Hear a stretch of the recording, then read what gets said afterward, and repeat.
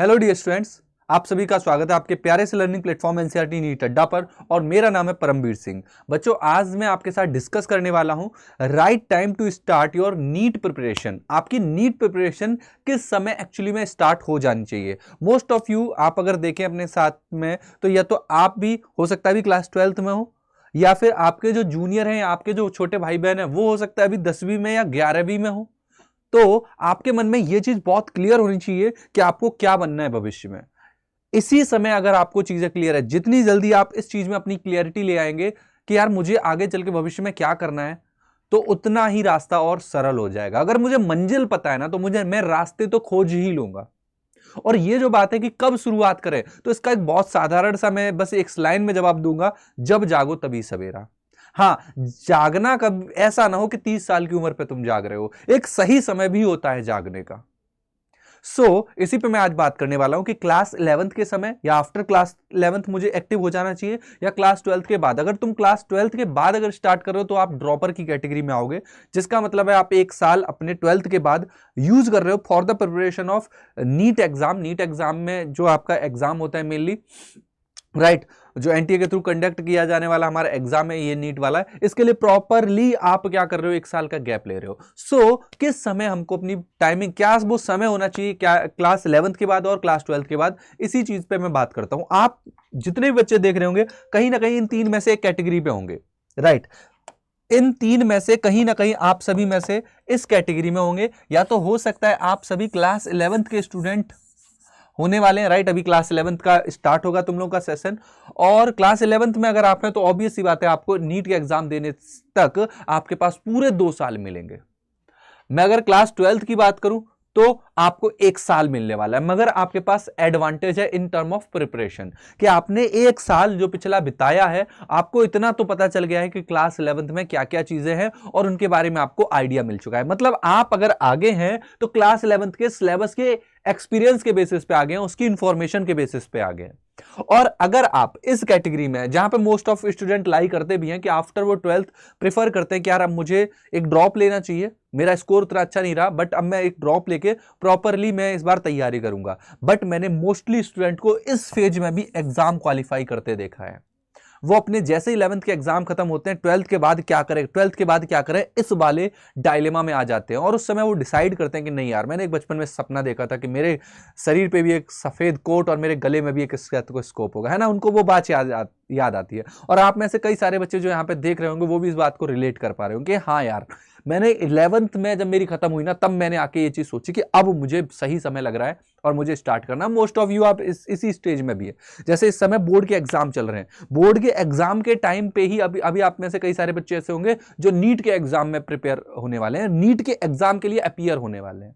Board का exam खत्म होगा, समय मिलेगा, और फिर तुम्हारा नीट का एग्जाम आएगा। इस कैटेगरी के भी कई सारे बच्चे जो सीरियस, सच में सीरियस बच्चे होते हैं ना, कि जो अपने 12th क्लास के चलते चलते नीट के एग्जाम को क्लास क्वालिफाई करते हैं, वो भी यार अपने आप में धुरंधर है।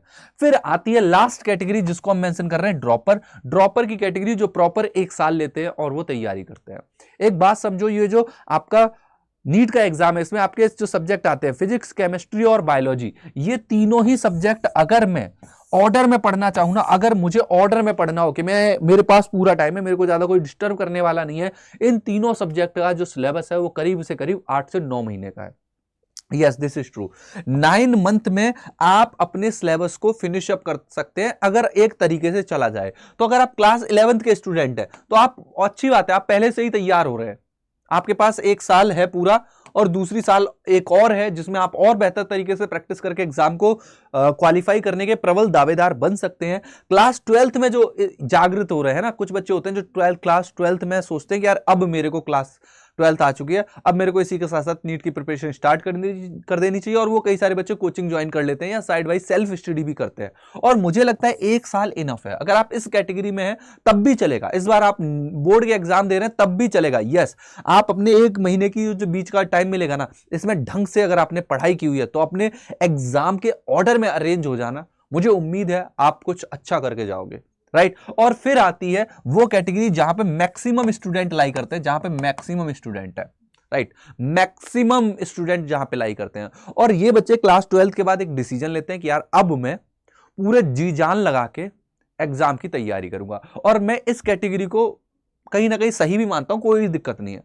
1 साल अपने उस उद्देश्य के लिए जिसपे तुम्हारी पूरा जीवन टिका हुआ है, तो वो वाजिब है यार। और सिलेबस नो डाउट 1 साल में फिजिक्स केमिस्ट्री बायो का सिलेबस पढ़ना बिल्कुल ऐसा नहीं है, नामुमकिन वाली बात है, बिल्कुल मुमकिन है, आप जरूर कर सकते हो। सो ये वाली जो कैटेगरी है जो एक पॉज लेती है 1 साल का, इनके पास प्रॉपर एक्सपीरियंस भी है, इन्होंने 11 12 अच्छे से पढ़ी हुई है, इनको पूरे सिलेबस का नॉलेज है, और इन बिटवीन इन्होंने तैयारी भी की है, इन बिटवीन अपने हाथ पैर भी मारे हुए हैं। सो आप बेस्ट एंड सबसे ज्यादा वो मेंबर हैं जो नीट के एग्जाम में अपीयर होते हैं, रैंक लेके आते हैं, एग्जाम क्वालिफाई करते हैं। यस, हाँ, तो ये वो कैटेगरी हुई। तो देखो स्टार्ट कब करना चाहिए, जैसा कि मैंने एक लाइन में बोला, जब जागो तभी सवेरा, और जितनी जल्दी जाग जाओ उतना अच्छा है ना। राइट, मैं ये नहीं कह रहा रात में ही जाग जाओ, है ना, क्लास 6 में ही जाग जाओ, 7th 8th 9th में ही जाग जाओ, नहीं। 10th क्लास क्वालिफाई करने के साथ जब आप 11th में आ रहे हो, उस समय डिसीजन ले रहे हो कि मुझे बायोलॉजी लेनी है, और बायोलॉजी इसलिए भी लेनी है कि मुझे आगे भविष्य में डॉक्टर बनना है, तो उसी समय से अपने आप को एकाग्र कर लो। अगर उस पायदान से एक और आगे पायदान पे आ चुके हो, क्लास 12th स्टार्ट हो चुकी है, अभी भी आपके पास समय है कि यार अभी भी डिसाइड कर लो, क्योंकि आपने 1 साल का एक्सपीरियंस ले लिया, आपको पता चल गया कैसा रूपरेखा रहने वाली है। या फिर उस समय के बाद भी अगर आप आ गए, क्लास 12th कंप्लीट हो गई, अब उसके बाद भी अब आप एक बिल्कुल ले सकते हो यार, वाजिब है, बिल्कुल वाजिब है 1 साल उस उद्देश्य को देना जिसपे तुम्हारी पूरी जिंदगी निर्भर है, तो बिल्कुल वाजिब है। 1 साल प्रॉपर गैप दो, प्रॉपर जी जान लगा के मेहनत लगा के तैयारी करो, क्योंकि तुम्हारे पास पूरा 11th का 12th का पूरा आपके पास एक्सपीरियंस है, and definitely you are the best candidate जो निकालते हैं और जो सबसे ज्यादा निकालते हैं। यस, मगर यहां पे एक बात और निकल के आती है कि यार टारगेट तो ये रहता है, मगर इस टारगेट पे हम जब कभी कभी क्या होता है कि जब भी हम एक पत्थर उठाते हैं और किसी टारगेट पे मारना चाहते हैं ना, तो टारगेट आपने देखा होगा जब भी फेंक रहे होते हैं ना, तो हम जहां पे हमारा टारगेट है ना, या हमको जहां पहुंचना है, हम उससे थोड़ा सा ऊपर ही फेंकते हैं पत्थर, जिससे कि वो पैराबोलिक पाथ में जाके मेरे टारगेट पे लग जाए। तो अगर आप यहां सोच रहे हो ना उस पत्थर को फेंकना, तो आप कम से कम टारगेट इधर का करो, इधर का करो, डेफिनेटली आप इधर तो लाई करोगे। और अगर आप इधर भी लाई कर रहे हो ना, इस जगह भी आके आपका पत्थर गिर रहा है ना, देन यू आर सेफ, मगर इससे पत्थर नीचे नहीं जाना चाहिए, समझ रहे हो। यस, और अगर आप ड्रॉपर के स्टूडेंट है, अगर आप क्लास 12th के स्टूडेंट है, तो आपकी बायोलॉजी में मैं एकदम तय होकर यह कह सकता हूं कि पूरे 360 में से 360 नंबर तुम्हारे बायोलॉजी की बुक में से आने वाले हैं, क्लास 11th और 12th की, इससे बाहर कहीं नहीं जाएगा। आपको हाथ पैर मारने, आपको प्रिपरेशन करनी है फिजिक्स और केमिस्ट्री के रेस्पेक्ट में, जिसके लिए हम खुद आपको गाइड करते हैं। हमारा पूरा एक चैनल है डॉक्टर सड्डा, जहां पे हमारा उद्देश्य ये है कि यार तुमको डॉक्टर बनाना है।